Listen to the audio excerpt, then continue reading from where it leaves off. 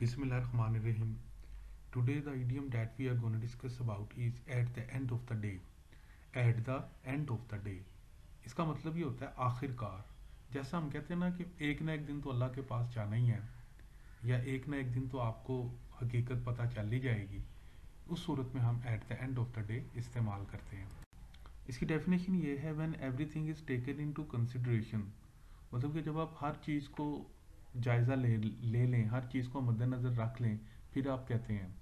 ये मतलब इसका यही है कि आखिरकार, एट लास्ट. अब हम इसके एक सेंटेंसेस देखते हैं ताकि ये हमें मज़ीद क्लियर हो. देखिए मिसाल के तौर पे, just listen up what do they say, at the end of the day you are to decide what to do. कि आप सिर्फ सुनते रहें वो क्या कह रहे हैं, आखिर में फैसला तो आपने ही करना है. इसी तरह okay do whatever you are interested in, but at the end of the day you are to come to me. ठीक है, जो तुमने करना करो, जो तुम्हारा दिल करता करो, लेकिन आखिर में तुम्हें मेरी तरफ आना ही पड़ेगा या मेरी बात माननी ही पड़ेगी. इसी तरह at the end of the day we are all happy on that decision. कि आखिरकार हम इस फैसले के ऊपर सब खुश हो गए. So thank you very much guy for watching the video.